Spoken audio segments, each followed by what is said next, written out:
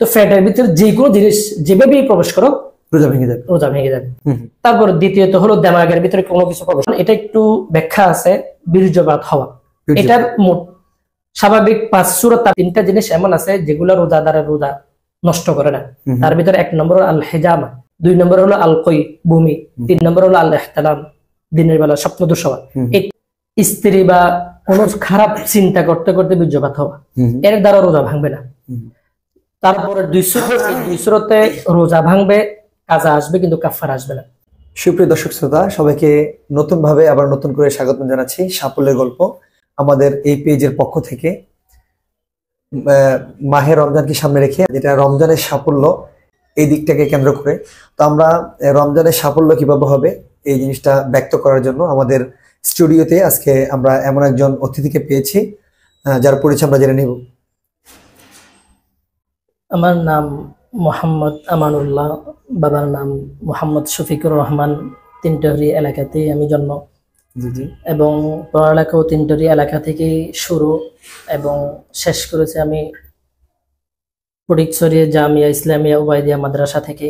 বর্তমানে খেদমতরত অবস্থায় আছি কাজেরহাট জামিয়া আবু বকর সিদ্দিক রাদিয়াল্লাহু তাআলা আনহু আল ইসলামিয়া মাদ্রাসাতে। আপনি কতটুকু পড়ালেখা করেছিলেন? ইনশাআল্লাহ আল্লাহর তৌফিকে আমি ইফতা, যেটা আমরা ইসলামী আইন গবেষণা বলে থাকি, ওটা কমপ্লিট করেছি বাবু নানুপুর থেকে, নানুপুর মাদ্রাসা থেকে। আচ্ছা, আপনাকে আমরা একটু বলে দিচ্ছি আমাদের সাফল্যের গল্প এই পেজে। আমরা যেহেতু মাহে রমজান, সেই ক্ষেত্রে আমরা রমজানের সাফল্য, একটা মানুষের রমজান রোজা রাখলে তার সাফল্যটা কোথায়, এই জিনিসটাকে নিয়ে আমরা আসলে একটা প্রোগ্রাম আমরা করার চিন্তাধারা করেছি আর কি। তো আমরা সরাসরি চলে যাব রোজা কি বা রোজার বিধান কি, এই ব্যাপারটা জানার জন্য। যে রোজা একটি মুসলমানের জন্য অত্যন্ত গুরুত্বপূর্ণ একটি আমল, যে আমল প্রত্যেকটি মুসলমান বালেগ আকলওয়ালা মানুষের উপর মহান রব্বুল আলামিন ফরজ করে দিয়েছে।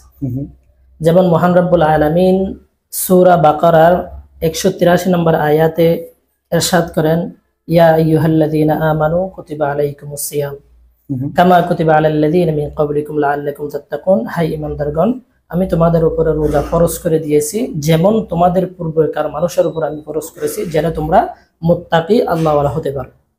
এবং সূরা বাকারার অপর আরেকটি আয়াত 185 নম্বর আয়াতে মহান রব্বুল আলামিন আবারও বলতেছেন, ফামান শাহিদা মিনকুমুশ শাহরা ফালইয়াসুম, তোমাদের ভিতরে কেউ যখন রমজান মাস পাবে সেই জন্য অবশ্যই রমজানের রোজাগুলো রাখে। এবং হাদিসের ভিতরেও রাসূল সাল্লাল্লাহু আলাইহি ওয়াসাল্লাম ইসলামের মূল ভিত্তি বা স্তম্ভ 5টিকে বলেছেন, যার ভিতরে একটি হলো এই রোজা। বুখারী শরীফের 8 নম্বর হাদিস হযরত ইবনে ওমর রাদিয়াল্লাহু তাআলা আনহুমা থেকে বর্ণিত। তিনি বলেন, রাসূলুল্লাহ সাল্লাল্লাহু আলাইহি সাল্লাম ইরশাদ করেন, বুনিয়াল ইসলামু আলা খামসিন, ইসলামের ভিত্তি বা স্তম্ভ হলো 5টি। তার মধ্যে থেকে শাহাদাতে আল্লাহ ইলাহা ইল্লাল্লাহ ওয়া আন্না মুহাম্মাদুর রাসূলুল্লাহ, এটা কালিমায়ে তাওহীদ, অর্থাৎ এর দ্বারা 1 নম্বর হলো ঈমান, 2 নম্বর হলো ওয়া ইকামিস সালাত, 3 নম্বর হলো ওয়া ইতাইজ যাকাত, 4 নম্বর হলো ওয়াল হজ, 5 নম্বর হলো ওয়া সাওম রমাদান, অর্থাৎ রমজান মাসের রোজা।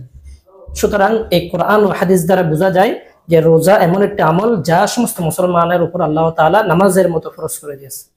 আচ্ছা, তাহলে আল্লাহ পাকের হুকুম অনুযায়ী রোজা যেহেতু ফরজ, আচ্ছা এই রোজা রাখার পর একটা মানুষকে কি পুরস্কার আল্লাহ সুবহানাহু ওয়া তাআলা বলেছেন? হ্যাঁ, রোজার ব্যাপারে আল্লাহ তাআলা অগণিত পুরস্কারের ঘোষণা দিয়েছেন। উল্লেখযোগ্য তার ভিতরে উল্লেখযোগ্য আমি যদি আপনাকে বলি, যার ভিতরে 1 নম্বর মহান রব্বুল আলামিন নিজেই বলতেছে, আমি রোজার প্রতিদান আমার নিজ হাতেই বান্দাকে দিই।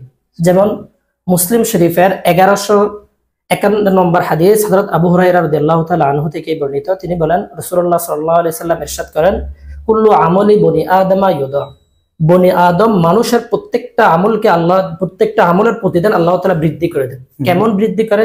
আল হাসানাতু আশারু আমসালিহা ইলা 700 দিআফিন, একটা নেক আমলের বদলা 10 গুণ থেকে 700 গুণ পর্যন্ত আল্লাহ তাআলা বৃদ্ধি করে দেয়। কিন্তু আল্লাহ তাআলা বলতেছেন, قال الله عز وجل ইল্লা সাওম, তবে রোজা হলো তার থেকে একটু ভিন্ন। কেন? ফাইন্নাহু লি ওয়া আনা আজজি বিহি, কারণ এটা সে আমার জন্যই রাখে, এই জন্য আমি তার বদলা আমার হাতে দেব।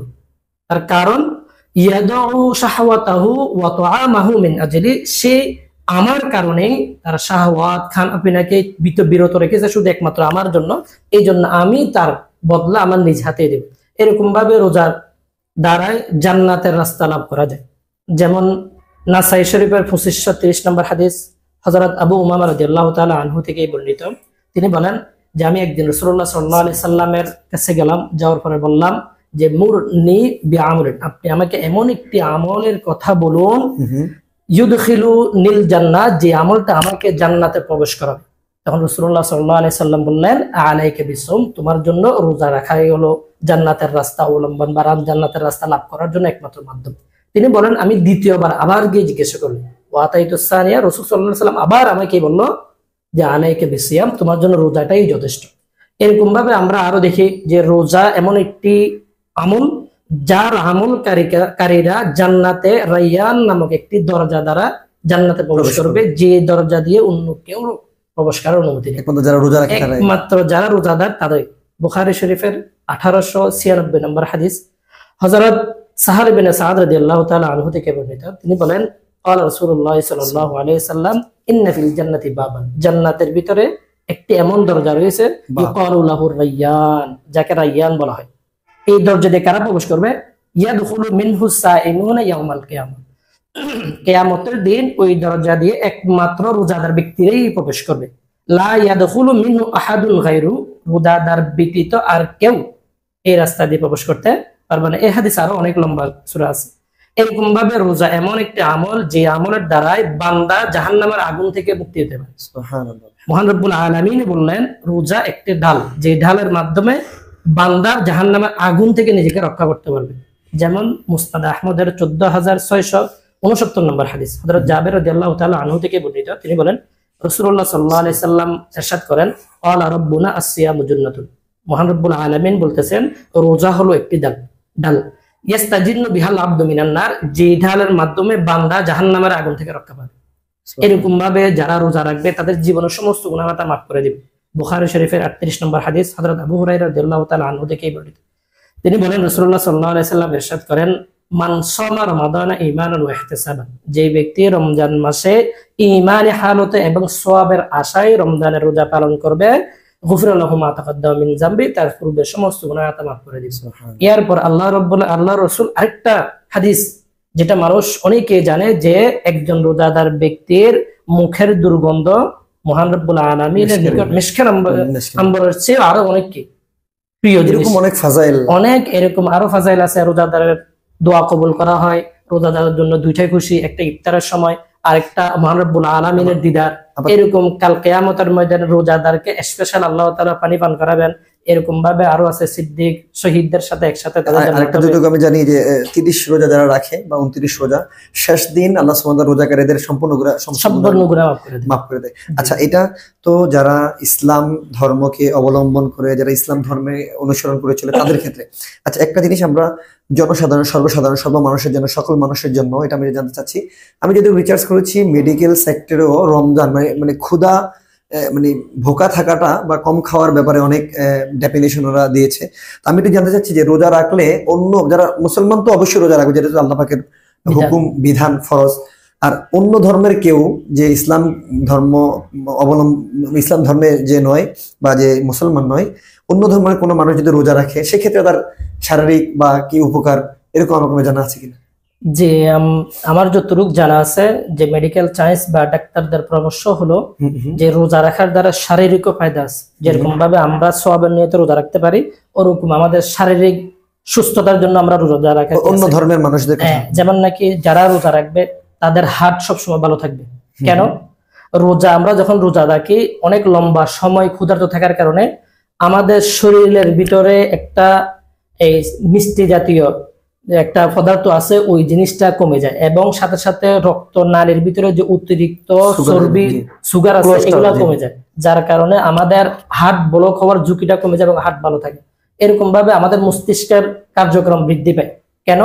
যখন মানুষ অতিরিক্ত খাদ্য গ্রহণ করে শরীরের উপরে যেমন চাপ পড়ে ওরকম তার মস্তিষ্কের উপরে চাপ পড়ে। তো যখন মানুষ ক্ষুধা অনেক লম্বা সময় ধরে ক্ষুধা থাকে, খানা না খাওয়ার কারণে যেরকম শরীরটা কিছুটা স্বস্তি পায়, এরকম তার দিমাগটাও তার মস্তিষ্কও স্বস্তি পায়, যার কারণে ওটা সুস্থভাবে চলতে পারে এবং ওটার কার্যক্রমটাও বৃদ্ধি পায়। এরকম ভাবে ডায়াবেটিস যে সমস্ত রোগীরা আছে ওনাদের জন্য রোজাটা অনেক গুরুত্বপূর্ণ, কারণ লম্বা সময় ধরে তারা ক্ষুধার্ত থাকার কারণে তাদের শরীরের ভিতরে নানা ধরনের ইনসুলিন সৃষ্টি হয়, যার দ্বারায় ডায়াবেটিস রোগীদের অনেক উপকার হয়। এরকম ভাবে কিডনিও ভালো থাকে, কারণ কিডনি আমাদের যা খাদ্য আছে ওগুলা থেকে রক্তকে আলাদা করে অতিরিক্ত যেগুলো আছে এগুলাকে পায়খানা এবং প্রস্রাবের রাস্তায় বাইরে করে ছাকনি যেগুলা।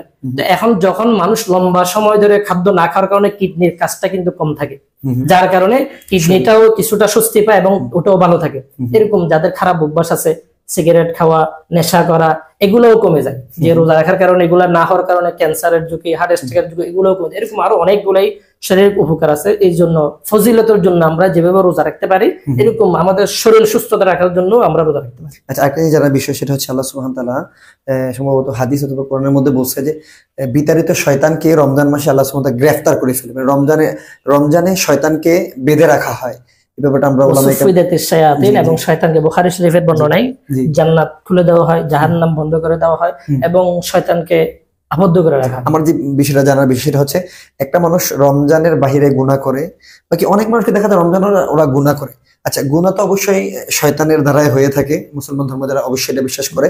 আচ্ছা, রমজানে যেহেতু শয়তানকে বেঁধে রাখা হয়, তো মানুষ যারা গুনাহ করে তারা এই গুনাহটা কিভাবে করে, এই যেটা জানার বিষয়। এটা একটা জানার বিষয়, অনেকেই ভিতরে কৌতূহল জাগে যে আল্লাহ রাব্বুল আলামিন তো শয়তানকে বেঁধে রাখে, তারপরে মানুষ গুনাহ কেন করে? এটা একটা সাধারণ বিষয় যে মানুষ, আমরা বলেই থাকি মানুষ অভ্যাসের দাস। যে মানুষটা 11 মাস যে অভ্যাসটায় অভ্যস্ত, এই 1 মাস সে নিজেকে কন্ট্রোল করে রাখতে পারে না। যেমন একটা পাখা যখন চালানো হয়, এটাকে অফ করার সাথে সাথে এটা কখনো বন্ধ হয় না, আরো কয়েকটা রাউন্ড দেওয়ার পর সেটা বন্ধ হয়। এরপর আপনি একটা গরম পাতিল মাটিতে রাখলেন, ওই মাটিটাও গরম হয়ে যাবে, কারণ তার সাথে থাকার কারণে ওটাও গরম হয়ে গেছে। তো ধরুন মানুষ 11 মাস গুনাহ করতে করতে শয়তান তাকে গুনাহ করাতে করাতে তার ভিতরে একটা অভ্যাস হয়ে গেছে, যে অভ্যাসের কারণে ওই রমজান মাসে সে কি করে গুনাহ করে। আচ্ছা, আরেকটা জিনিস জানার বিষয়, যেহেতু রোজা ফরজ বিধান, আল্লাহ পাকের হুকুম, এটা অবশ্যই এজ এ মুসলমান তাকে অবশ্যই রাখতে হবে। আচ্ছা, কোন কারণে রোজা না রাখার কোনো অনুমতি আছে কিনা, মানে কোনো এরকম কারণ, উল্লেখযোগ্য কারণগুলো একটু যদি বলতেন। উল্লেখযোগ্য কারণ রোজা না রাখার মৌলিকভাবে 4টি আছে, যার ভিতরে 2টি কোরআনের ভিতরে মহান রব্বুল আলামিন ইরশাদ করেন। 1 নম্বর হলো অসুস্থতা, আর 1 নম্বর হলো সফর, যেটা সূরা বাকারার 184 নম্বর আয়াতের ভিতরে মহান রব্বুল আলামিন বলেন আইয়ামাম মা'দুদাত ফামান কানা মিনকুম মারিদান আও আলা সাফারিন, তোমাদের ভিতরে যারা অসুস্থ অথবা সফররত অবস্থা আছেন, ফাইদ্দাতুম মিন আইয়ামিন উখর, তারা যেন অন্য দিন রোজা রাখে। তবে এটার ভিতরে কিছুটা বিশ্লেষণ আছে, ব্যাখ্যা আছে যে কেমন ধরনের অসুস্থতা একটা মানুষ। এখন মানুষ কোরআনের ভিতরে মতলব ভাবে ব্যাপক ভাবে অসুস্থতা বলার কারণে সামান্য শরীর খারাপ, এটার জন্য মানুষ রোজা না রাখার জন্য অজুহাত দেখে। তবে এমন অজুহাতে কাজ হবে না। 3টা কারণ পাওয়া গেলেই ওই অসুস্থতার জন্য সে কি রাখতে হবে, ভাঙতে পারবে। রোজা না রাখার বা রাখলেও ভাঙার অনুমতি আছে। তার ভিতরে 1 নম্বর হলো সে নিজে ধ্বংস হওয়ার যদি সম্ভাবনা হয়, মৃত্যু হয়ে যাওয়ার সম্ভাবনা থাকে যে অসুখের কারণে, অথবা তার একটা অঙ্গ প্রত্যঙ্গ চলে যাওয়ার সম্ভাবনা থাকে, অথবা সে রোজা রাখলে তার অসুস্থতা এত বেশি হবে যার দ্বারা সে কষ্ট পাবে। এই 3টা শর্ত যদি পাওয়া যায়, তাও ওই ব্যক্তি নিজে রাখতে পারবে না, ভাঙতে পারে না। বরং একজন অভিজ্ঞ মুসলমান ডাক্তারের পরামর্শে সেই যদি বলে যে সে যদি রোজা রাখে তার প্রাণহানির সম্ভাবনা আছে, কোনো অঙ্গ প্রত্যঙ্গ চলে যাওয়ার সম্ভাবনা আছে, অথবা দীর্ঘ সময় ধরে কষ্ট করতে হবে, এরকম যদি বলে থাকে, তখন মাত্র ওই ব্যক্তি রোজা না রাখার অনুমতি আছে, এবং রাখলেও ভাঙার কি আছে, অনুমতি আছে। তবে পরবর্তীতে এটার একটা কাজা করে দিতে হবে, কাজা করে দিতে হবে, শুধু কাফারা লাগবে না, একটা রেখে দিলে আল্লাহ তাআলা ওটা কাজা এবং কাফারার ব্যাপারে আমরা আসতেছি। তারপর আমরা জেনে নিচ্ছি সফরের, মানে কেমন সফরে যাওয়ার ক্ষেত্রে সে রোজা ভাঙতে পারবে। সফর এটা হাদিসের ভিতরে যেহেতু ব্যাপকভাবে বলা হয়েছে, তো ফুকাহায়ে কেরামের সমস্ত সফর, যেই কাজেই হোক, দ্বীনি কাজ হোক, নিজস্ব কাজ হোক, যে কোনো কাজের জন্য সফর করলেই রোজা ভাঙার কি আছে, অনুমতি আছে। তবে রোজা সফর অবস্থায় রোজা রাখাটাই উত্তম। রোজাটা আমাদেরকে রুখসত দিছে, যে আমাদের কষ্টের কারণে রোজা না রাখার জন্য আমাদেরকে অনুমতি দিছে, কিন্তু কষ্ট না হলে রোজা রাখাটাই উত্তম। আর বর্তমানে আমাদের সফরটা তো কোনো কষ্টকর না। আমি যতটুকু জানি ওলামায়ে কেরাম এটাকে ব্যাখ্যা করছে এইভাবে যে সফরে কষ্ট হওয়ার কারণে রোজা ভাঙবে, যেহেতু আল্লাহ পাকের হুকুম সফরে রোজা না রাখার অনুমতি আছে। তো সেই ক্ষেত্রে আমি যেটা জানতে চাচ্ছি বিশেষ করে আমরা এখন যে সফরগুলো করি, বিশেষ করে বাসে উঠলে এসি বাস বা ভালো ভালো ভালো মানের বাস আছে এক জায়গা থেকে আমরা যদি বাংলাদেশে এক প্রান্ত থেকে আরেক প্রান্তও যাই, আমাদের গাড়িতে এরকম কষ্ট মানে আমার মনে হচ্ছে না অনুভব করবে। বাকি আমার মনে হচ্ছে এরকম হয় কিনা যে যেহেতু এক সময় ওটে সফর করা হয়তো বা খিদা এই কারণে কিনা, বা আপনি কি মনে করেন? এটা মূলত এটার কারণে হলো কষ্ট, তবে তারপরও হাদিসের ভিতরে যেহেতু এটা সরাহাতান বলে দিচ্ছে, এই কারণে ফুকাহায়ে কেরাম বলেন যে না রাখার অনুমতি আছে, তবে রাখাটাই উত্তম। রাখাটাই সফর অবস্থায় রাখাটাই উত্তম, না রাখার তার জন্য কি আছে অনুমতি আছে, পরবর্তী একটা রোজা রেখে দিলে হয়ে যাবে। আপনি দুইটা কথা বলছিলেন, চারটা কথা বলছেন, তার মধ্যে একটা হলো অসুস্থতা, 2 নম্বর হলো সফর, 3 নম্বর হলো হায়েজ এবং নেফাস, যেটা আমরা মহিলাদের মাসিক বা বাচ্চা হওয়ার পরে যেই রক্ত আমরা দেখতে পাই, এই দুইটার কারণেও রোজা না রাখার অনুমতি না, রাখতে পারবে না এই দুইটার কারণে। কোন মহিলা যখন মাসিক হবে বা বাচ্চা জন্মগ্রহণ করার পর যে ব্লাডের কারণে এই সময় রোজা রাখতেই পারবে না, কারণ রাসূল সাল্লাল্লাহু আলাইহি সাল্লাম বুখারী শরীফের 1901 নম্বর হাদিসের ভিতরে হযরত আবু সাঈদ খুদরী রাদিয়াল্লাহু তাআলা আনহু থেকে বর্ণিত, তিনি বলেন ক্বালা রাসূলুল্লাহ সাল্লাল্লাহু আলাইহি ওয়াসাল্লাম ইযা হাদাত লাম তুসাল্লি ওয়া লাম তাসুম, যখন কোনো মহিলা হায়েজ অবস্থায় আসবে সে নামাজও পড়বে না, রোজাও রাখবে না, কারণ এটা নাফাক, পুরো শরীর কি হয়ে যায়, নাফাক হয়ে যায়, যার কারণে রোজা না রাখা তাদের অনুমতি দেয়। এই ক্ষেত্রে নামাজ এবং রোজা দুটা, আচ্ছা রোজা কি কাজা আদায় করতে পারে? হ্যাঁ, রোজার কাজা লাগে, নামাজের কাজা লাগে, শুধু নামাজের কাজা লাগবে না, তবে রোজা যেটা যতগুলা ভাঙবে ততগুলা কাজা আদায় করে নেবে মহিলারা। আর 4 নম্বর হলো গর্ভবতী মহিলা অথবা দুগ্ধপ্রাণ মহিলা, ওনাদের জন্য কিছুটা শীতলতা আছে, যেমন তিরমিজি শরীফের 715 নম্বর হাদিস হযরত আনাস ইবনে মালিক রাদিয়াল্লাহু তাআলা আনহু থেকে বর্ণিত, তিনি বলেন ক্বালা রাসূলুল্লাহ সাল্লাল্লাহু আলাইহি ওয়াসাল্লাম ইন্নাল্লাহ তাআলা ওয়াজা আনিল মুসাফির সাওমা ওয়া শাতরাস সালাত, যে আল্লাহ তাআলা মুসাফির ব্যক্তি থেকে রোজাকে শীতলতা করেছে এবং নামাজকেও তার থেকে কিছুটা কমাই দিয়েছে, ওয়া আনিল হামিল আউল মুরদিআস সাওম, এবং হামেলা মহিলা, গর্ভবতী মহিলা এবং দুগ্ধদানকারী মহিলা, ওদের জন্য রোজাটা কি আছে, শীতলতা আছে। তবে এর ভিতরে কিছু ব্যাখ্যা আছে, শুধু গর্ভাবস্থা হলে যে রোজা না রাখার অনুমতি তেমন না, শুধু দুধ পান করালে যে রোজা না রাখার অনুমতি তেমন না। কখন ওই 3টা যে শর্ত বললাম অসুস্থতার, যে সে রোজা রাখলে ওই মহিলার বা তার বাচ্চার প্রাণনাশের সম্ভাবনা আছে, অথবা কোনো ক্ষতি হওয়ার সম্ভাবনা আছে, অথবা বাচ্চা হওয়ার সময় অনেক ক্ষতি হতে পারে। এরপরে দুগ্ধদানকারী যে সমস্ত মহিলা, ওদের জন্য শর্ত হলো ওই বাচ্চাটা শুধু তার মায়ের বুকের দুধের উপরে ডিপেন্ড করে এমন বাচ্চা হতে হবে, এবং দ্বিতীয় শর্ত যে উনি যদি রোজা রাখে তাহলে ওনার সন্তান দুধ না পাওয়ার কারণে মারা যাওয়ার সম্ভাবনা থাকবে। যদি এমনটা হয়ে থাকে তাহলে ওই দুগ্ধদানকারী মহিলার জন্য রোজা না রাখার বা রাখার পরও ভাঙার কি আছে, অনুমতি আছে। আচ্ছা, ধন্যবাদ আপনাকে। আচ্ছা, আমরা একটু এগিয়ে যাচ্ছি, সেটা হচ্ছে কি কারণে রোজা ভেঙে যায় এই জিনিসটা? এটার অনেকগুলো কারণ আছে, তবে আমরা যদি মৌলিক 3টা কারণ বুঝতে পারি তাহলে আমাদের কোন রোজা ভাঙলো কোন রোজা ভাঙে নাই এটা আমাদের জানা একেবারে সহজ হয়ে যাবে। তার ভিতরে 1 নম্বর হলো আমাদের পাকস্থলীতে বা পেটে কোনো কিছু প্রবেশ করা, পাকস্থলীতে বা পেটে খাদ্য জিনিস হোক, খাদ্য সারা জিনিস হোক। এখন পেটের ভিতরে কোনো কিছু প্রবেশ করার রাস্তা একটা স্বাভাবিক, আর একটা হলো অন্য সিস্টেমে, যেটা কৃত্রিম বা অন্য কারণে ঢুকানো হয়। স্বাভাবিকভাবে 3টা রাস্তা আছে, মুখ, নাক এবং আমাদের পায়খানার রাস্তা। এই 3টা রাস্তা সরাসরি আমাদের পাকস্থলীর সাথে সম্পর্ক। এই 3টা রাস্তা দিয়ে গেলে তার হুকুম ভিন্ন। আর অস্বাভাবিক, যেমন আমার পেট ছিদ্র করে কোনো কিছু প্রবেশ করাই দিল বা অবসর করে কোনো কিছু ঢুকাই দিল, এগুলার কারণে রোজা ভেঙে যাবে, কিন্তু কাজা আসবে, কাফারা আসবে না। শুধু কাজে আসবে, কাফারা আসবে না। তো পেটের ভিতরে যে কোনো জিনিস যেভাবেই প্রবেশ করো রোজা ভেঙে যাবে। তারপর দ্বিতীয়ত হলো দেমাগের ভিতরে কোনো কিছু প্রবেশ করা, যেমন আমরা নাকে পানি দেওয়ার সময় অনেক সময় নাকে উঠে যায়। তারপর দিয়া কোনো ব্যক্তির মাথা ফাইটে গেছে, এর ভিতরে কোনো ওষুধ দেওয়ার কারণে দেমাগে চলে যাওয়া, এই 2 কারণেও রোজা ভেঙে যাবে। 3 নম্বর কারণ, এটা একটু ব্যাখ্যা আছে, বীর্যপাত হওয়া। এটার স্বাভাবিক 5 সূরা, তার থেকে বেশি হতে পারে, তবে 5 সূরার কথা বলতেছি। তার ভিতরে প্রথম 2 সূরাতে রোজা ভাঙে না। এক, স্বপ্ন দোষ হওয়ার কারণে রোজা ভাঙে না, কারণ রাসূল সাল্লাল্লাহু আলাইহি সাল্লাম হাদিসের ভিতরে বলতেছেন, তিরমিজি শরীফের 719 নম্বর হাদিস, হযরত এই হাদিসের ভিতরে রাসূল আবু হুরায়রা রাদিয়াল্লাহু তাআলা আনহু থেকে, আবু সাঈদ খুদরী রাদিয়াল্লাহু তাআলা আনহু থেকে বর্ণিত, তিনি বলেন সালাসুন লা ইফতিরনা সায়, 3টা জিনিস এমন আছে যেগুলো রোজাদারের রোজা নষ্ট করে না। তার ভিতরে 1 নম্বর আল হিজামা, যেটা আমরা হেজমা লাগাই, এটা 2 নম্বর হলো আল কই ভূমি, 3 নম্বর হলো আল ইহতিলাম দিনের বেলা স্বপ্নদোষ হওয়া। এই তিনটার কারণে রোজা ভাঙে না।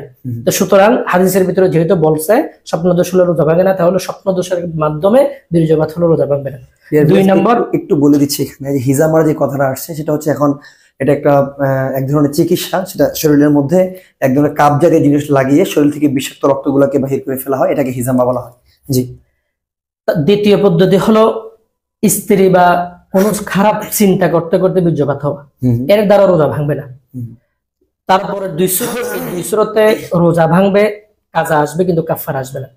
যেমন স্ত্রীকে বা কাউকে আদর্শ করতে গিয়ে বীর্যপাত হলো, অথবা হস্তমৈথুনের কারণে বীর্যপাত হলো, এই 2 সুরতে আপনার রোজা ভাঙে যাবে, শুধু কাজা আসবে, কাফারা আসবে না। একটা যে একটু জেনে নিচ্ছি, যেহেতু একটা প্রশ্ন আমার মধ্যে দাঁড়িয়েছে, সেটা হচ্ছে অনেক সময় রমজান মাসে সহবাস করে মুসলমান যারা নরনারী সহবাস করার দ্বারা, আচ্ছা ওইটা তো কোনো নিষেধ নেই দিনের বেলা ছাড়া, রোজা অবস্থা ছাড়া রাতের বেলা তো সহবাস করা নিষেধ না। রাতের বেলায় উহিল্লা লাকুম লাইলাতুস সিয়াম ফাসিলা নিসাইকুম, আল্লাহ তাআলা নিজে বলে দিয়েছেন তোমাদের জন্য রাতের বেলা তোমাদের স্ত্রীদের কাছে যাওয়া, তাদের সাথে থাকার আল্লাহ তাআলা অনুমতি দিয়ে দিয়েছেন। আচ্ছা, কেউ একজন রাতে সহবাস করলো, কিন্তু সে এমন সময় উঠছে, ওঠার মানে সে হয়তো মানে তার ফরজ গোসল যেহেতু হয়ে গেছে, সে গোসল আদায় করতে পারেনি, সে অবস্থায় কি সিয়ারে খেতে পারবে কিনা? হ্যাঁ, সে ওই অবস্থাতেই সেহরি খেতে পারবে, কারণ রোজার জন্য বা সেহরির জন্য পবিত্রতাটা শর্ত না। রোজা রাখার জন্য বা সেহরি খাওয়ার জন্য পবিত্রতাটা কি না, শর্ত না। তবে লং টাইম ধরে আপনার নাফাকি অবস্থা থাকাটা ওটা শরীয়ত সম্মত নয়, এটা শরীয়তে নিষেধ আছে। যত দ্রুত পারা যায় মুসলমান সর্বহালতে যেন কি থাকে, পবিত্র থাকে। সিয়ারে খেয়ে গোসল করে ফেলো, তারপর সে নামাজে সালাত আদায় সমস্যা হবে করবে, না, সমস্যা হবে না। আচ্ছা, ধন্যবাদ। আচ্ছা, আমরা আরেকটু আগে এগিয়ে যাচ্ছি। তারপর 5 নম্বর সূরত হলো যেই 3 নম্বর 4 নম্বর, ওটাতে শুধু কাজা আসবে, কাফারা আসবে না। 5 নম্বর সূরত হলো সহবাসের মাধ্যমে বীর্যপাত হওয়া, সেই স্ত্রী হোক বা অন্য কারো। এই সূরতে কাজা কাফারা উভয়টাই আসবে। বীর্যপাতের এই সূরতে কাজা কাফারা উভয়টাই আসবে। তাহলে আমরা কয়টা পেলাম? একটা হচ্ছে স্বপ্নদোষ, 5টা, বীর্যপাতের এখানে 5টা। তার ভিতর প্রথম 2 সূরত যেটা স্বপ্নদোষ বা আপনার যে কোনো খারাপ চিন্তা করতে গিয়ে বাইরে হলো, ওটা আপনার কি যাবে না, রোজা ভাঙবে না। 3 নম্বর হলো স্ত্রী বা কাউকে আদর্শ করতে গিয়ে, 4 নম্বর হস্তমৈথুন, এগুলোর দ্বারা রোজা ভাঙবে, কাজা আসবে, কাফারা আসবে না। 5 নম্বর হলো স্ত্রী বা কাউর সাথে সহবাস ইত্যাদির মাধ্যমে যদি রোজা ভাঙে, কাজা কাফারা উভয়টা আসবে। মূলত 3টা জিনিসেই রোজা ভাঙার কারণ: 1 পাকস্থলীতে কোনো কিছু প্রবেশ করা, খাদ্য হোক যে কোনো জিনিস হোক; 2 দেমাগে কোনো কিছু প্রবেশ করা; 3 বীর্যপাত হোক। তবে বীর্যপাতের ভিতরে আমি ব্যাখ্যাটা করে দিলাম, 2 স্রোতে কিন্তু ভাঙে না। আচ্ছা, তাহলে হস্তমৈথুন, মাস্টারবেশন, এবং একটা হচ্ছে আপনার স্ত্রী বা কাউকে সোহাগ করতে গিয়ে করতে গিয়ে এখনো কিছু করে নাই, ইন্টারকোর্স করে নাই, হয়ে গেছে। আচ্ছা, 3 নম্বর হচ্ছে সহবাস করা, যে কোনো সাথে করলেই রোজা ভেঙে যাবে, কাজা কাফারা দুইটা আদায় করতে হবে। আচ্ছা, আমরা একটু চলে যাচ্ছি এই এতক্ষণ যে কাজা এবং কাফারা বলতেছিলেন। আচ্ছা, কোন কোন রোজাগুলোর মধ্যে কাজা আসে এবং কোনগুলোর মধ্যে কাজা কাফারা উভয়টাই আসে, এটা একটু যদি ব্যক্ত করে দিতেন। এটা হলো যে আমরা যখন পাকস্থলীতে যে 3টা কারণ বললাম, 1 নম্বর পাকস্থলীতে কোনো কিছু প্রবেশ করা, 2 নম্বর দেমাগে কোনো কিছু প্রবেশ করা, 3 নম্বর বীর্যপাত হওয়া। এই 3টার ভিতরে প্রথম যে সূরত পাকস্থলীতে কোনো কিছু প্রবেশ করা, এটার ভিতরে যে কোনো জিনিস প্রবেশ করলেই কাজা, সর্ব অবস্থায় কাজা আসবে। কাজা কোনো অবস্থায় কাজা আসবে না এমন সূরত নেই। কাজা কাফারা উভয়টা আসার জন্য 3টা শর্ত আছে। 1 নম্বর, আপনার পাকস্থলীতে অথবা দেমাগে যে জিনিসটা প্রবেশ করবে ওটা খাদ্য বা ওষুধ জাতীয় জিনিস হতে হবে। যেমন কোনো ব্যক্তি যদি পলিথিন বা কোনো মাটি বা কোনো ফিন এগুলো খাওয়ার দ্বারা রোজা ভাঙে, যদি ফেটে চলে যায়, রোজা ভাঙবে, কাজা আসবে, কাফারা আসবে না। তাহলে 1 নম্বর শর্ত হলো খাদ্য জাতীয় জিনিস অথবা ওষুধ জাতীয় জিনিস হতে হবে। 2 নম্বর, ইচ্ছাকৃতভাবে হতে হবে, অর্থাৎ কে আপনি কুলি করতে গিয়ে পানি চলে গেছে, এটা অনিচ্ছা, সতর্কতার কারণে, অনিচ্ছায় হওয়ার কারণে রোজা ভেঙে যাবে, শুধু কাজা আসবে, কাফারা আসবে না। তাহলে 2 নম্বর শর্ত হলো ইচ্ছাকৃতভাবে ওটা হতে হবে, প্রবেশ করতে হবে। 3 নম্বর শর্ত হলো ওই যে 4টা কারণ বললাম রোজা না রাখার, ওই 4টা কারণ না থাকতে হবে। ওই 4টা কারণ থাকা সত্ত্বেও যদি ভাঙে, তাহলে শুধু কাজা আসবে, কাফারা আসবে না। এই 3টা শর্ত পাওয়া গেলে আমাদের পাকস্থলীতে বা পেটে যে জিনিস যাক, রোজা ভাঙার দ্বারা কাজা কাফারও আসবে, দেমাগেও কোনো কিছু প্রবেশ করার দ্বারা কাজা কাফার বইটাই আসবে। আর বীর্যপাতের সূরত গুলো তো বলেই দিলাম, প্রথম 2 সূরতে রোজা ভাঙে না, 3 এবং 4 সূরতে শুধু কাজা আসে, চতুর্থ সূরাতে যেটা সহবাস ইত্যাদির মাধ্যমে সহবাসের মাধ্যমে রোজা ভাঙবে ওটা কাজা কাফারা ওইটা আসবে। কাজা কাপড়। আচ্ছা, কাফারা কিভাবে আদায় করবে? কাজা তো একটার বিনিময়ে একটা রাখলে হয়। কাফারার বিধানটা ইবনে মাজাহ শরীফের ভিতরে, ইবনে মাজাহ শরীফের 1671 নম্বর হাদিস হযরত আবু হুরায়রা রাদিয়াল্লাহু তাআলা আনহু থেকে বর্ণিত। এই হাদিসের ভিতরে কাফারার বিষয়টা মহান রাসূলুল্লাহ সাল্লাল্লাহু আলাইহি সাল্লাম বর্ণনা করেন। একজন সাহাবী রাসূলের কাছে এসে বলতেছে, ইয়া রাসূলুল্লাহ, আমি তো ধ্বংস হয়ে গেছি। রাসূল বলল, তোমাকে কিসে ধ্বংস করবে? তো সাহাবী বলতেছে, ইয়া রাসূলুল্লাহ, আমি রোজা অবস্থায় আমার স্ত্রীর কাছে গেছি, মানে স্ত্রীর সাথে আমি সহবাস করেছি। তো রাসূল সাল্লাল্লাহু আলাইহি সাল্লাম তাকে বলল, আতিক রাকবাতান, তুমি একজন গোলাম আজাদ করো। তো সে বলল, লা আজিদ, এটা আমার দ্বারা সম্ভব না, আমি একজন দরিদ্র মানুষ, আমি গোলাম কিনে আজাদ করার মতো আমার সামর্থ্য নেই। তো দ্বিতীয়বার রাসূল সাল্লাল্লাহু আলাইহি সাল্লাম বললেন, সুম শাহরাইনে মুতাতাবিআইনে, তাহলে তুমি লাগাতার 2 মাস রোজা রাখো, 60 দিন। তো ও বলল যে লা উতিকু, এটাও সম্ভব না, 30 দিন রোজা রাখতে পারতেছি না, স্ত্রীর কাছে যাওয়া লাগতেছে, 60 দিন দেখা তো এটা আমাদের সম্ভবই না। তখন রাসূলুল্লাহ সাল্লাল্লাহু আলাইহি সাল্লাম তাকে আরেকটা পন্থা বললেন, আতুইম 60 মিসকিনা, 60 জন মিসকিনকে তুমি কি করো, খানা খাও। এখন যেহেতু আমাদের দেশে গোলাম আজাদ করার কোনো কি নেই, কথা নাই, তাহলে 1 নম্বর সূরাত আমাদের জন্য প্রযোজ্য নয়। 2 নম্বর, এক লাগাতার 60 দিন বড় ডিফিকাল্ট রোজা রাখা, শক্ত কঠিন। 2 নম্বরটা যখন অক্ষম হবে তখন 3 নম্বরটায় যাবে। 2 নম্বরটা যতক্ষণ পারবে ততক্ষণ সে কখনো কি যেতে পারবে না, 3 নম্বরটায় যেতে পারবে না। তাহলে 2 নম্বর হলো লাগাতার রোজা 60, 1 মাস কেন একটা রোজা ভাঙলে আবার নতুন করে হিসাব করতে হবে। আচ্ছা, এটা ব্যাপারটা হচ্ছে একটা রোজার কারণে সে 60টা রোজা রাখতে হবে। যদি ওই 60টার মধ্যে 59টা করার পরও যদি ভাঙে, হ্যাঁ, আবার 60টা কাফারা আদায় হবে না। শুধু মাঝখানে মহিলাদের জন্য একটু সহলত আছে, যেমন মহিলাদের মাসের ভিতরে অসুস্থতা, এটা প্রতি মাসে আসে, 2 মাস লাগাতার কিভাবে রোজা রাখবে, সম্ভব না। তো ওদের যেহেতু এটা অসম্ভব, শুধু ওনাদের জন্য ওই সময়টা বাদ দিয়ে আগের গুলো পরের গুলো হয়ে যাওয়ার সাথে সাথে আবার রাখতে হবে। একদিনও গ্যাপ দিতে পারবে না।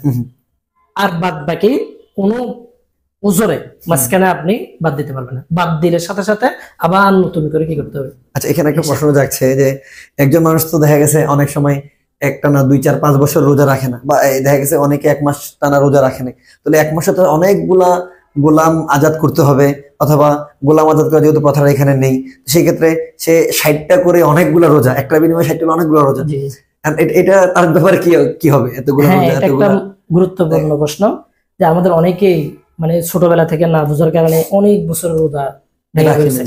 এখন একটা রোজার জন্য কাফারা এমনি একটা রাখতে হবে, সাথে 60টা, এরকম সারা জীবনের রোজার কাফারা করতে গেলে তো তার সারা জিন্দেগি শেষ, এই জন্য সে আর কি করে না, কাফারা করে না। তবে এর একটা সহলত আছে, আমরা এমনি নিজে থেকে ভয় করতেছি, তবে ইসলাম এত কঠিন না। এর মৌলিক একটা উসুল আছে, কানুন আছে, সেটা হলো যে সেই যে সমস্ত রোজা ভঙ্গ করছে, ভেঙে ফেলছে, এর কারণ 2টা হতে পারে। এক, সহবাসের মাধ্যমে ভাঙছে, দ্বিতীয় খাদ্য অন্য মাধ্যমে ভাঙছে। যদি অন্য মাধ্যমে ভাঙে, খানা খাওয়ার কারণে, ওষুধ খাওয়ার কারণে, অন্য কোনো কিছুর কারণে ভাঙছে, তার জন্য যতই রোজা ভাঙুক একটা কাফারা করলেই সবগুলোর জন্য যথেষ্ট হয়ে যাবে। দেখি ওষুধের ক্ষেত্রে সবকিছু, শুধু সহবাস বাদ দিয়ে, যেমন ধরেন কোন একটা মানুষ 2012 সালে 10টা রোজা ভাঙছে খানা খাওয়ার মাধ্যমে, 2013 সালেও 10টা ভাঙছে, 14 সালেও 10টা, এরকম ভাঙতে প্রতিবার, সবগুলোর জন্য একটা কাফারাই যথেষ্ট। আচ্ছা, এই ব্যাপারটা খুব ডিফিকাল্ট হয়ে যাচ্ছে, আমি বুঝতে পারছি না, দর্শকরা বুঝবে কিনা বুঝতে পারছি না। সেটা হচ্ছে একজন মানুষ যদি মনে করেন সবাই তো খানার কারণে রোজা ভাঙে, ইচ্ছাকৃত রোজা রাখতে মানে সে থাকতে পারতেছে না, খানা খেয়ে ফেলেছে এরকম। আচ্ছা, এই ক্ষেত্রে সে যদি 10টা 20টা 30টা এরকম বছরকে বছর রোজা রাখে নাই, সবগুলা ক্ষেত্রে সে একটা রাখলেই হয়ে যাবে? সবগুলা কাজা আলাদা করতে হবে। কাজা, সে যদি 100টা রোজা ভাঙে, কাজাগুলা 100টা আলাদা, আচ্ছা, কাফারা একটা দিলে হবে। আচ্ছা আচ্ছা, তার মানে শুধু 60টা দিলে হবে না, কাজার বিধান আলাদা। কাজা আপনার 100টা রোজা ভাঙলে 100টা কাজা দিতে হবে, শুধু কাফারা যেটা 60টা করে। এখন যদি 100টা 60টা করে যদি সে কি দিতে যায়, 6000-এর উপরে তার কি দিতে হবে, কাফারা দিতে হবে, এটা তো সম্ভব না। এর জন্য একটাই হলো হবে। কিন্তু যদি সহবাসের মাধ্যমে ভাঙে, তাহলে প্রতি রমজানটা আলাদা আলাদা করে দিতে হবে। যেমন কেউ 12 সালে 5টা রোজা স্ত্রীর সহবাসের মাধ্যমে ভাঙছে, 13 সালেও 5টা ভাঙছে, 5টাও রাখতে হবে, একটা কাফারা দিতে হবে রমজানে। 14 সালে 5টা ভাঙছে, হ্যাঁ 5টা রাখতে হবে, একটা কাফারা দিতে হবে। যদি মানে সহবাস ছাড়া অন্য কোনো পন্থায় সে রোজা ভেঙে ফেলে, সবগুলোর একটা কাফারা দিলে 40টা রোজা হলো, মনে করেন 40টা রোজা হলো, 40টা রোজার জন্য সে 40টা রোজা রাখবে কাজা, এবং 40টার জন্য একটা কাফারা। এই ফতোয়াটাই বিন্নুরে টাউন, দারুল উলুম দেওবন্দ এবং আমাদের বাংলাদেশের আহলে হক মিডিয়া লুৎফর রহমান সাহেব উনিও একই ফতোয়া দিয়েছেন। এটার ব্যাপারে ভিন্ন আরো কয়েকটা রায় আছে, তবে এটাই হলো সবথেকে গ্রহণযোগ্য মত। আচ্ছা, এখানে আরেকটা জিনিস জানার বিষয়, অনেক মানুষ আছে রোজা রাখতে অক্ষম, সে রোজা রাখতে পারছে না বা তার শারীরিক কারণে বিভিন্ন কারণে, তাদের বেলায় শরীয়ত কি বলছেন? যে অক্ষম, যেমন অনেকে বার্ধক্যের কারণে অক্ষম, তার দ্বারা রোজা রাখা সম্ভব না, অথবা অনেকে এমন অসুস্থ যার দ্বারা সে কখনো রোজা রাখা সম্ভব না, এর জন্য মহান রব্বুল আলামিনই তার সলিউশন বলে দিয়েছে। সূরা বাকারার 183 নম্বর আয়াতের ভিতরে মহান রব্বুল আলামিন বলেছেন, ওয়ালাল্লাযীনা ইউতিকুনাহু ফিদয়াতুন তুআমু মিসকিন, যারা রোজা রাখতে অক্ষম হবে তারা ফিদিয়া দিবে। আর ফিদিয়া একটা রোজার জন্য একটা ফিদিয়া, ওই যেটা আমরা সদকায়ে ফিতির প্রতি রমজানে যেটা আদায় করে, ওই সদকায়ে ফিতির একটা রোজার জন্য একটা, এটা আদায় করে দিলে হয়ে যাবে। তবে সেই যদি ফিদিয়া আদায় করার পরে পুনরায় আবার রোজা রাখার জন্য সক্ষম হয়, ওই ফিদিয়া বাতিল হয়ে যাবে, আবার ওগুলো আদায় করতে হবে। বিশেষ করে এটা তো হচ্ছে যারা অক্ষম মানে অসুস্থতার কারণে হয়ে থাকে, বিশেষ করে বেশিরভাগ অসুস্থতার কারণে, মানে বয়সের ভারে বার্ধক্যের কারণে রোজা রাখতে পারে না, তাহলে সে কি করবে? একটা রোজার জন্য একটা ফিদিয়া, যে পরিমাণ টাকা ধার্য করে। আচ্ছা, এখন আমরা মূল ব্যাপার একটা চলে আসছি, যে রোজা রেখে কি কি কাজ মানে না করা উত্তম বা করা যাবে না? এগুলোর ভিতরে যেমন আমরা যেগুলো বৈধ, এর ভিতরে অনেকগুলো রোজা অবস্থায় করাটা মাকরুহ, যেমন নাকি ঘর ঘরা করে কুলি করা, এটা অন্য অবস্থায় উত্তম উজুর জন্য, কিন্তু রোজা অবস্থায় করা মাকরুহ, কারণ এর দ্বারা আপনার গলার ভিতরে পানি ঢোকার সম্ভাবনা আছে। তারপরে অনেক লম্বা সময় ধরে পানিতে থাকা, কারণ রোজার দ্বারাই আল্লাহ তাআলা আমাদের শরীরে কিছুটা কষ্ট দিচ্ছেন, যেন আল্লাহর প্রতি আমরা একটু আল্লাহর তাকওয়া অর্জন করতে পারি। এখন যদি ওই উদ্দেশ্যটা আপনি যখন লং টাইম ধরে আপনি কি পানিতে থাকার কারণে আপনার থেকে ক্লান্তিটা লাগতেছে না, তো রোজার উদ্দেশ্যটা হাসিল হচ্ছে না, এই জন্য লম্বা সময় ধরে। আচ্ছা, যারা এসির মধ্যে থাকে, এসি রুম হয় না, ঠান্ডা, বাইরে প্রখর গরম, অনেক গরম হয়, কিন্তু সে এসির মধ্যে মানে একজন মানুষ অফিস করছেন বা সে সারাদিন মানে রোজার ভয়ে অফিসের মধ্যে বসে থাকে না, এটা রোজার ভয়ে সাধারণত করে না, বেশিরভাগ অভ্যস্ত। আচ্ছা, 11 মাসে সে এসিতে থাকে, এমন মানুষে এসিতে যায়, বা এটা আপনি সাধারণ বাতাসের সাথে যুক্ত করতে পারেন, যেমন নাকি কোনো মানুষ একটু ক্লান্ত বেশি হয়ে গেলে বাতাসের সাথে যায় একটু বসে শরীরে, এরকম এটার দ্বারা সমস্যা নেই। কিন্তু আপনি বেশি সময় পানিতে থাকার কারণে আপনার শরীরের পশমের গোড়া দিয়ে ভিতরে পানি কি করে প্রবেশ করে, যদিও এগুলো পেট পর্যন্ত যায় না, তবে ওটার কারণে আপনার তৃষ্ণাটা কমে যায়, মাকরুহ। জি, এই জন্য মাকরুহটা বলা হয়। এরপরে মিথ্যা কথা বলা, এগুলো যদিও বা হারাম, তবে রোজাকেও মাকরুহ করে দেয়। গীবত করা, অশ্লীল কথাবার্তা বলা, টিভি দেখা, গান বাদ্য শোনা এবং বিভিন্ন খেলাধুলায় ফেসবুক দেখা, এগুলো তো যদি ফেসবুকের ভিতরে ভালো আছে খারাপ আছে। অনেকে ফেসবুকের মাধ্যমে ইসলাম প্রচার করে, ইসলামী অনেক মাসআলা নিয়ে স্টাডি করে, ওদের জন্য এক বিধান। আর কিছু আছে যে আপনার বিভিন্ন খেলা খেলে ভিডিও দেখে, ওদের জন্য হলো ভিন্ন, মাকরুহ হয়ে যাবে নাকি? ওটা টিভির মতো মাকরুহ, রোজা নষ্ট হয়ে যাবে। রোজা মাকরুহ আর রোজা নষ্ট দুটো ভিন্ন জিনিস। রোজা একটা হলো মাকরুহ, আরটা হলো ভেঙে যাবে। রোজা ভাঙবে না, তবে রোজা মাকরুহ অর্থাৎ অপছন্দনীয়। তো আপনার রোজাটা হয়েও লাগবে যদি আল্লাহ তাআলা পছন্দ করে। আচ্ছা, একটা জিনিস এটা বলি, যারা রোজা রেখে, বিশেষ করে বাংলাদেশে সারা বিশ্বের মধ্যে বড় বড় ক্রিকেটের দল আছে, ফুটবল দল আছে, এখানে অনেক মুসলমান খেলোয়াড়রাও আছে। আচ্ছা, ওরা যারা নট অনলি ওরা, কথা হচ্ছে গ্রাম পর্যায়ে অনেক ছেলেরা রোজা রেখে খেলাধুলা করে। আচ্ছা, এই ক্ষেত্রে শরীয়ত কি বলে? দেখেন, রোজাটা প্রত্যেক মুসলমানের উপর ফরজ, ক্রিকেট খেলা কিন্তু কারোর উপর ফরজ না। তা এই জন্য ক্রিকেটের জন্য রোজা রাখা বাদ দেওয়া যাবে না, রোজার জন্য ক্রিকেট বাদ দিতে হবে এমন। এটা তো একটা খেলার জিনিস, এটার ব্যাপারেও অনেক মাসলা আছে। যেমন নাকি অনেকে বিদেশ যায়, তার সারাদিন কষ্ট করা লাগে, সে সকাল থেকে একেবারে সন্ধ্যা পর্যন্ত 1 মিনিটের জন্য তাকে ছাড় দেওয়া হয় না, অনেক ভারী ভারী কাজ করা লাগে। তো ওরা কিভাবে করে? ওদের জন্য হলো শরীয়তের মাসালা, খেলার জন্য সে ওটা একেবারে বাদ দিতে হবে রোজার জন্য। তো ওরা কি করবে?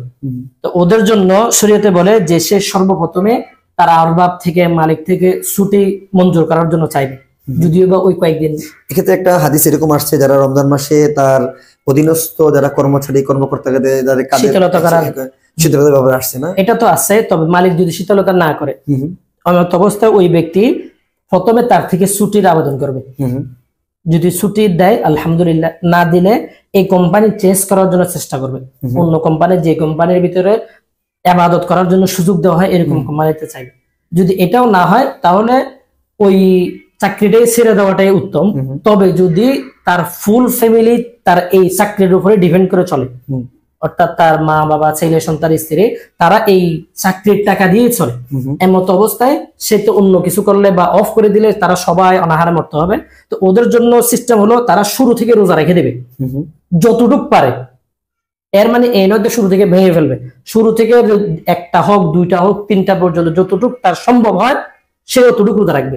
যদি দেখতেছে আর পারতেছে না তখন ভেঙে ফেলবে, পরবর্তী একটা কি করে দেবে, কাজা করে দেবে। আচ্ছা, এখানে একটা জিনিস বলি আপনাকে, সেটা হচ্ছে আমি যেটা আপনার কথা থেকে পাচ্ছি, রোজা মাকরুহ হওয়ার জন্য যে জিনিসগুলো দেখতেছি সেটা হচ্ছে অথচ একটা মানুষের চোখের হেফাজত করতে হবে, তার জবানের হেফাজত করতে হবে, হারাম যত জিনিস আছে কানের হেফাজত করতে হবে, সবকিছুর একটা রোজা আছে, হাত পা সবকিছু, হ্যাঁ সবকিছুর একটা রোজা আছে। আপনার এক কথায় রোজা অবস্থায় যত হারাম জিনিস আছে সবগুলা করলে রোজা মাকরুহ হয়ে যায়। আচ্ছা, একটা মানুষ এই এমন একটা কোম্পানিতে চাকরি করে যেটা হচ্ছে আপনার হয়তো অন্য ধর্মের খ্রিস্টান বা লাইক দ্যাট ইহুদিদের একটা কোম্পানিতে চাকরি করতেছে, এবং সেই ওই জায়গায় পরিবেশটা হচ্ছে এমন যে তার নজরে হেফাজত করতে পারছে না, অনেক মহিলার সাথে সে মানে করতেছে, চাকরি এখন হয়ে গেছে, সে রোজা রেখে কি করবে? তার রোজার ব্যাপারে কি? তার রোজা আর রোজার আগে একই বিধান, তার যত দ্রুত সম্ভব তার ফরজ বিধান ঠিক রাখার জন্য ওখান থেকে কি করা, চলে আসা, পরিত্যাগ করা। এটাই হলো মেইন কারণ। একজন মুসলমানের জন্য পর্দা করা অনেক একটা ফরজ বিধান, এটা তার থেকে এটাই আগে কি করতে হবে। আর যতটুক সম্ভব, যতদিন সে এটা পারতেছে না, এটা থেকে সে নিজেকে সরাতে পারতেছে না, ততটুক পর্যন্ত যতটুক সম্ভব সে তাদের থেকে চোখকে কি করবে, হেফাজত করবে। আচ্ছা আচ্ছা, আমরা একটু চলে যাচ্ছি যুগ উপযোগী কিছু প্রশ্ন যেগুলো সম্মুখীন আমাদের হতে হয়। আচ্ছা, এটা হচ্ছে রোজা রেখে একটা মানুষ দেখা গেছে রোজা অবস্থায় অনেক অসুস্থতার কারণে এই ইনহেলার ব্যবহার করে, ইনহেলার, এটার ব্যাপারে শরীয়ত কি বলে? জি, আমাদের সমাজে এই ইনহেলার ব্যবহারটা অনেক প্রচলিত। জি, ঘরে ঘরে সবাই ইনহেলার ব্যবহার করে। ইনহেলার এটা অনেক জরুরি একটা মাসালা।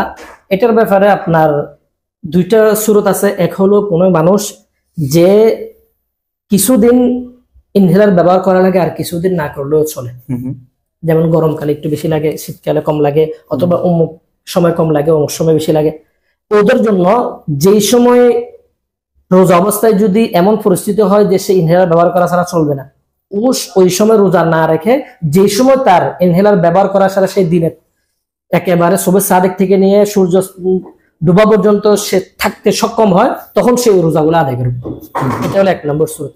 2 নম্বর, যাদের জীবনে কোনো একটা দিন ইনহেলার ছাড়া সে বাঁচা সম্ভব না, এই সমস্ত ব্যক্তির, ওই আপনাকে বললাম যারা রোজা রাখতে অক্ষম, ওদের বিধানও কি, তারা ফিদিয়া আদায় করে দিবে।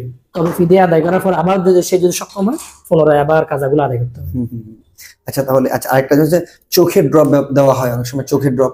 চোখের ব্যাপারে আমাদের পূর্বেকার ওলামায়ে কেরাম অনেকেই বলেছেন যে এটা দ্বারা রোজা ভাঙে না। তবে বর্তমান মেডিকেল সায়েন্সের ডাক্তাররা বলে যে চোখের নালী দিয়ে ওষুধগুলা সরাসরি ফেটে চলে যায়। যেহেতু ফেটে যাওয়ার কারণে হাদিসের ভিতরে আছে, বুখারী শরীফের 1939 নম্বর হাদিস, হযরত ইবনে আব্বাস রাদিয়াল্লাহু তাআলা আনহুমা থেকে বর্ণিত। তিনি বলেন রাসূলুল্লাহ সাল্লাল্লাহু আলাইহি ওয়াসাল্লাম ইরশাদ করেন, আস-সাওম মিম্মা দাখালা ওয়া লাইসা মিম্মা খারাজা। রোজা কোনো কিছু পেটে প্রবেশ করার দ্বারা ভেঙে যায়, বাহির হলে ভেঙে না। তাহলে কোনো কিছু প্রবেশ করে যেভাবেই হোক, তো চোখের নালী দিয়ে যেহেতু আমরা অনুভব করতে পারি, ড্রপ দিলে মুখে আসে, তো এই জন্য বোঝা যাচ্ছে যে এটা দ্বারা রোজা ভেঙে যাবে। তবে এটা নিয়ে অনেক ইখতিলাফ আছে, তবে সতর্কটাই হলো সবথেকে উত্তম। কানের ড্রপের ক্ষেত্রে কি না, কানের ড্রপ আগেকার ওলামায়ে কেরাম মনে করতো কানের সাথে দিমাগ এবং পেটের সাথে সম্পর্ক আছে, কিন্তু এখন বর্তমান মেডিকেল সায়েন্স বলে যে না, কানের ভিতরে এমন একটা পর্দা আছে যে পর্দার দ্বারাই ওই ওষুধটা পেটেও যায় না, দিমাগেও যায় না, যার কারণে কানে ড্রপ দিলে কোনো সমস্যা নেই, রোজা হয়ে যায়। আচ্ছা, আরেকটা হচ্ছে অনেক সময় অনেক মানুষের এই ফুসফুসে পানি জমে যায়, ঠিক আছে, সেটা পিছন থেকে বড় সুইচ দিয়ে পানিটা বাইরে করতে হয়। তো এটাও বললাম না যে মিম্মা দাখালা, কোনো কিছু প্রবেশ করলে রোজা ভাঙবে, ওয়ালাইসা মিম্মা খারাজা, কিন্তু কোনো কিছু বাহির হলে কি ভাঙে না, রোজা ভাঙে না। ওটা তো ভিতরে কোনো কিছু প্রবেশ করায় বরং বাহির করছে, তো বাহির করার দ্বারা এটা রোজা ভাঙবে না। আচ্ছা, যেমন করোনাকালীন অনেক মানুষ অক্সিজেন নিয়েছিল বা অনেক যাদের শ্বাসকষ্ট হয়, রোজাটা কি অক্সিজেন নেওয়া? অক্সিজেনের ব্যাপারে দুইটা কথা আছে। কিছু অক্সিজেন আছে মেডিসিন ওয়ালা, আর কিছু আছে শুধু বাতাস দেওয়ার জন্য। যেগুলো শুধু বাতাস দেওয়ার জন্য, ওগুলোর দ্বারা রোজা ভাঙবে না। যেরকম আমরা নিজে নাক দিয়ে অক্সিজেন গ্রহণ করি, ওগুলো একই রকম, কিন্তু যদি মেডিসিন থাকে তার সাথে তখন রোজা ভেঙে যাবে। মানে ওই অক্সিজেনের সাথে যদি মেডিসিন ব্যবহার করা হয় তাহলে রোজা ভেঙে যাবে। অনেক সময় মানুষকে অজ্ঞান করার জন্য মেডিসিন ব্যবহার করে অক্সিজেনের মাধ্যমে। আচ্ছা, দেখা গেছে অনেক সময় বডি কোড দিতে হয় শ্বাসকষ্টের জন্য, বা সালবুটামল ব্যবহার করা হয়, সেক্ষেত্রে এগুলো যেহেতু পেটে প্রবেশ করে এগুলো রোজা ভেঙে যাবে না। আচ্ছা, লাইট নিয়ে বলেছেন, সেটা হচ্ছে রোজা রেখে যারা অনেক সময় কিডনির রোগে আক্রান্ত করে ডায়ালিসিস করতে হয়, শরীরের উপর রিপ্রেশন করতে হয়, রিপ্রেশন করতে হয়। এটাও যে রক্ত যেটা, এটা আমাদের পেটে থাকে না, পাকস্থলীতে থাকে না, বরং শিরা রোগে থাকে। আর রোজা ভাঙার জন্য শর্ত হলো আমাদের পাকস্থলীতে যেতে হবে, কিন্তু যেহেতু এটা রোগে থাকে এর জন্য এটা রোজা ভাঙবে না, ডায়ালিসিস করে রোজা ভাঙবে না। আচ্ছা, আরেকটা হচ্ছে রোজা অবস্থায় কেউ যে দাঁতে ওষুধ দেয়, দাঁতের ভিতরে অনেক সময় দাঁতে, এটার জন্য আমরা দুই ধরনের, অনেকেই মলম ব্যবহার করে, অনেকে আবার ড্রপ সিস্টেমের। তো এটার জন্য দুটারই বিধান, যদি গলার ভিতরে প্রবেশ করে রোজা ভেঙে যাবে, প্রবেশ না করলে ভাঙবে না। তবে উত্তম হলো রোজা অবস্থায় না দাও, কারণ ওটা গলার ভিতরে প্রবেশ করলে রোজা ভেঙে যাবে। তবে যেহেতু এটা প্রবেশ করার সম্ভাবনা বেশি, থুতুর সাথে এটা প্রবেশ করার সম্ভাবনাই বেশি, এই জন্য রোজা অবস্থায় না দিয়ে ইফতারের পরে দেওয়াটাই হলো সব থেকে উত্তম, মানে ড্রপটা। আরেকটা জিনিস জানার বিষয়, সেটা হচ্ছে যাদের ডায়াবেটিস হয়, কি ডায়াবেটিসের অনেক লেভেল বেশি থাকে, অনেক ইনসুলিন ব্যবহার করে, সেটা হচ্ছে ইনসুলিনের সমস্যা নাই। ইনসুলিন এটা ডাক্তাররা বলে যে এটা রোগের ভিতরে অথবা গুস্তর ভিতরে মারা হয়, যেটা দ্বারা সরাসরি পাকিস্তানে যাওয়ার কোনো কি নেই, রাস্তা নাই। তাহলে তো যার দ্বারা রোজা ভাঙবে, তাহলে এন্ডোস্কোপি হলে রোজা ভেঙে যাওয়ার সম্ভাবনা। এন্ডোস্কোপির দ্বারাও রোজা, এটা তো পাকস্থলীতে একটা পাইপ দেওয়া হয়, কিন্তু এর ভিতরে কোনো কিছু প্রবেশ করে না। একটা লাইট দ্বারা ওটা একেবারে মুখে দিয়ে ভিতরে গিয়ে পেটটা পরীক্ষা করার পর আবার চলে আসে, কিন্তু কোনো কিছু সে ভিতর কি করে না, রাখে না। যদি এর মাধ্যমে এর ভিতরে যদি কোনো মেডিসিন থাকে তাহলে রোজা ভেঙে যাবে। পাকস্থলীর মধ্যে যদি যে পাইপটা প্রবেশ করা হচ্ছে, ওই পাইপের ভিতরে যদি কোনো ধরনের মেডিসিন থাকে, যে মেডিসিনটা থাকার সম্ভাবনা আছে, এই কারণে ওইটা দিয়ে রোজা ভেঙে দেবে। যদি না থাকে তাহলে রোজা ভাঙার কোনো কিছু। আরো একটা মশলা, সেটা হচ্ছে যে এনজিওগ্রাম, একটা মেডিকেল সায়েন্স একটা করা হয়, সেটা হচ্ছে রানের গোড়া দিয়ে কেটে পাইপ প্রবেশ করে হার্টের পরীক্ষা করা হয়। ওটার জন্য যেহেতু এটা পাকস্থলীর সাথে কোনো সম্পর্ক নেই, রানের গোড়া দিয়ে একেবারে রক দিয়ে ডাইরেক্ট হার্টে চলে যায়, এটার সাথে যেহেতু পাকস্থলীর সাথে কোনো সম্পর্ক নাই, তাহলে এর দ্বারা রোজা ভাঙবে না। ইনজেকশন ব্যবহার করলেও রোজা ভাঙবে না, যেহেতু এটা রগে থাকে, এই জন্য এটা দ্বারা রোজা ভাঙবে। অনেক সময় আমরা বাইক চালানোর সময় বা গাড়ি চালানোর সময় আনফরচুনেটলি হঠাৎ করে একটা মাছি বা একটা মশা প্রবেশ করে ফেলে, সেক্ষেত্রে অনেক সময় ছোট মাছি, মশা এগুলো আমাদের ভিতরে প্রবেশ করে, এটা থেকে বাঁচা আমাদের জন্য সম্ভব। আল্লাহ তাআলা সূরা বাকারার শেষ আয়াত 286 নম্বর, লা ইউকাল্লিফুল্লাহু নাফসান ইল্লা উসআহা, বান্দার উপর যেটা কঠিন হয়ে যায় এমন জিনিস আল্লাহ তাআলা আদেশ করেন না। তো যেহেতু এটা থেকে আমাদের বাঁচা সম্ভব না, এই জন্য এটার দ্বারা রোজা ভাঙবে না।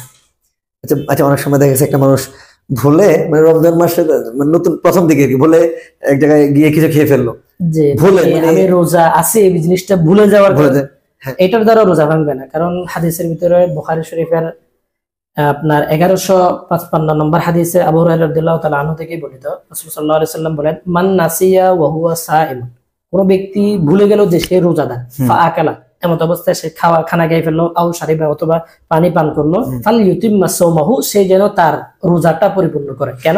ফা ইন্নামা আতআমাহুল্লাহু ওয়া সাকাহু, কেননা ওই খানাটা আল্লাহ তাআলা তাকে খাওয়াইছেন। কিন্তু অনেকেই এই হাদিসের উপর ভিত্তি করে বলে, ভুল করে ইচ্ছাকৃত না, ভুল বশত খেয়ে ফেললে তার দ্বারাও রোজা না ভাঙার দরকার। কিন্তু এটা তো আমাদের যুক্তি, যে কোনো একজন ব্যক্তি ইচ্ছাকৃত খাচ্ছে কিন্তু রোজার কথা মনে না থাকার কারণে রোজা ভাঙতেছে না, আর একজন মানুষ অনিচ্ছাকৃত, মানে মুখে পানি দিয়েছে, এটা ভিতরে চলে গেছে, তো এই দুটোটাকে একসাথে মিলিয়ে বলে দেয় যে ওটা তো রোজা ভাঙবে না, অথচ জিনিসটা এমন না। কারণ হাদিসে আছে মান নাসিয়া ওয়া হুয়া সাইম, সে রোজা আছে এই কথা ভুলে গেছে, এটা বলে নাই মান নাসিয়া ফাআকালা, সে ভুলে খানা খেয়ে ফেলছে, অথবা মান আকালা নাসিয়ান অথবা খতাআন, যে আমি কেউ ভুল বশত খানা খেলো, ভুল ক্রমে, ইচ্ছাকৃত খায় না, ভুল ক্রমে খানা খেলো, এই কথা কিন্তু হাদিসে নাই। যেহেতু এটা নাই, তো আমরা এটাকে এটার সাথে একসাথে যুক্তি দিয়ে দুটোটাকে একসাথে মিক্সার করার কোনো প্রয়োজন নেই। আচ্ছা, আমরা অনেক সময় ব্রাশ করে থাকি, ব্রাশ সেয়ারের পরে ইফতারের পরে ব্রাশ করে, আচ্ছা ব্রাশ করার পরে যেহেতু ক্লোজ আপ বিভিন্ন ফেপসোডেন্ট ব্যবহার করে, সেটা একটা মিষ্টি জাতীয় জিনিস মনে হয় কেমন, এটার ব্যাপারে এটা যে ব্রাশ করার বিধানটা হলো, যদি ব্রাশ করার দ্বারা তার মেডিসিনটা হলকের ভিতরে প্রবেশ করে রোজা ভেঙে যাবে, না হলে ভাঙবে না। তবে যেহেতু রোজা অবস্থায় তার গ্যাসটা মানে মনে হয় যে গলা দিয়ে প্রবেশ করতেছে। এই জন্য রোজা অবস্থায় ব্রাশ না করে মেসওয়াক করাটা সব থেকে ভালো। সবচেয়ে গুরুত্বপূর্ণ যে প্রশ্নটা অনেকে করে থাকে যে আমাদের গালের মধ্যে যে লালা বা থুতু আছে সেটা যদি সে সমস্যা নেই, খেয়ে ফেলে সমস্যা হবে? কোনো সমস্যা নেই। এটা অনেকে এটা ফুকাহে কেরাম আমাদের লালা বা থুতুকে অভ্যন্তরীণ বিষয়ে বলেছে, এটা বাইরের কোনো জিনিস না। আচ্ছা আচ্ছা আচ্ছা। তো রোজা ভাঙার জন্য বাইরের জিনিস প্রবেশ করতে হবে। আচ্ছা, মা বোনদের একটা প্রশ্ন আপনাকে করে থাকি, সেটা হচ্ছে মা বোন যেহেতু সারাদিন রান্না বান্নায় ব্যস্ত থাকে, সেক্ষেত্রে রান্না যখন করে সেখান থেকে অনেক ভালো স্মেল আসে, সুগন্ধ আসে বা ধোঁয়া আসে, এটা যদি নাকের মধ্যে প্রবেশ করে সেক্ষেত্রে কি? এটা হলো যে অনিচ্ছাকৃত ভাবে ধোঁয়া বালো বা কোনো স্মেল যদি আগরবাতির এগুলোর যদি চলে যায় অনিচ্ছাকৃত ভাবে, তাহলে রোজা ভাঙবে না। আর যদি কেউ ইচ্ছাকৃত ভালো লাগছে, হ্যাঁ ভালো লাগতেছে আগরবাতির এটা নিচ্ছে, তাহলে রোজা ভেঙে যাবে। সিগারেট খাওয়ার ক্ষেত্রে, সিগারেটের ধোঁয়ার ক্ষেত্রে? সিগারেটের ধোঁয়ার ক্ষেত্রে যেহেতু সিগারেট খাওয়ার সাথে সাথে তো রোজা ভেঙে যাবে, হলকের ভিতরে ধোঁয়া। জি, সিগারেট তো সে যখন টান দিচ্ছে সাথে সাথে তার হলকের ভিতরে কি ধোঁয়া প্রবেশ করতেছে। আর যেহেতু সিগারেটকে মানুষ খাদ্য হিসেবে মনে করে, সিগারেট খাচ্ছে তাতে খাদ্য হিসেবে মনে করতেছে। আচ্ছা, এই লাস্টের দিকে একটা প্রশ্ন, আমাদের প্রোগ্রাম প্রায় শেষের দিকে চলে এসেছি আমরা। সেটা হচ্ছে এই অনেক মহিলারা রমজান মাসে মানে রোজাকে গুরুত্ব দিয়ে সে কি করে হায়েজ বন্ধ থাকার জন্য সে ওষুধ ব্যবহার করে, এটা শরীয়তে কতটুকু দেখছেন? হ্যাঁ, অনেক মা বোনরা যে সবার সাথে রোজা রাখাটা সহজ, পরবর্তী কাজা করাটা অনেক কঠিন হয়ে যায়। তো অনেকে মানে ডাক্তারি চিকিৎসা নিয়ে অনেকে কি করে ওনার যে মাসিকটা হাইজটা অফ করে দেয়। এই ব্যাপারে শরীয়তে তবে নিষেধ করে, যেহেতু এটা অফ করার দ্বারা তার শরীরে ক্ষতি হয়, এই জন্য নিষেধ করা। তবে যদি কোনো মা বোন বন্ধ করে থাকে, যে এটার দুইটা স্রোত হতে পারে। একটা হলো তার সে জানে আগামীকালকে আমার মাসিক হবে, আজকে সেই ওষুধ খেয়ে ওটা অফ করে দিয়েছে, তাহলে ওই মহিলার জন্য, ওই মা বোনদের জন্য ওই দিনগুলোতে রোজা এবং নামাজ সবগুলো আদায় করতে হবে। আর যদি কোনো ব্যক্তির মাত্র মাসিক হয়েছে, সে ব্লাড দেখছে, দেখার পরে ওষুধ খেয়েছে, এমন অবস্থা 3 দিন পর্যন্ত সে রোজা রাখতে পারবে না, নামাজও পড়তে পারবে না। কারণ মাসিকের একেবারে নিম্ন শ্রেণীর দিন হলো 3 দিন। 3 দিনের নিচে কখনো কি হতে পারে না, হাইজের দিন হতে পারে না। এই জন্য 3 দিন পর্যন্ত সে নামাজও পড়বে না, রোজা রাখবে না। পরবর্তী থেকে কি করবে? তবে এর জন্য এটা যেহেতু শরীরের ক্ষতি, এই জন্য এটা না করাটাই ভালো। শরীয়ত যেহেতু ওনাদেরকে একটা রুখসত দিয়েছে, ওনাদেরকে যেহেতু সুযোগ দিয়েছে, ওই সুযোগটা কাজে লাগানোটাই ভালো। ধন্যবাদ আপনাকে। আসলে আমাদের প্রোগ্রাম লম্বা হয়ে যাচ্ছে, তারপর অনেক কিছু জানার ছিল বা দর্শকদের জন্য অনেক কিছু প্রশ্ন আমার কাছে ছিল, কিন্তু আপনারও গুরুত্বপূর্ণ সময় আমরা মনে হচ্ছে নষ্ট করছি। বাকি উম্মার খেদমতের জন্য এটা অনেক মনে করছি গুরুত্বপূর্ণ ছিল, যার কারণে আমরা এই প্রোগ্রামটা অ্যারেঞ্জ করা। তো আজকে এই পর্যন্তই। সামনে আবার আমরা নতুন কোনো ইভেন্ট নিয়ে আপনাকে আমরা দাওয়াত করব আমাদের দর্শক এবং যারা মুসলমান যারা আছে তাদের জন্য। তো দর্শক শ্রোতা, আজকে এই পর্যন্তই আমাদের রমজানের মাসলা মাসাইল। তো আমি বিশেষ করে আপনার সবাইকে আহ্বান জানাবো, আমাদের এই প্রোগ্রামটা অবশ্যই আপনারা দেখবেন যারা রোজা রাখার খেয়াল আছে। কারণ তলাবুল ইলমি ফারিদুন আলা কুল্লি মুসলিম, একজন মুসলমান নরনারীর জন্য ওই পরিমাণ এলেম জানা ফরজ, যে পরিমাণ এলেম জানলে সে আল্লাহ পাকের হুকুমের উপর পরিপূর্ণভাবে চলতে পারবে। আজকে এই পর্যন্তই। আসসালামু আলাইকুম ওয়া রাহমাতুল্লাহি ওয়া বারাকাতুহু।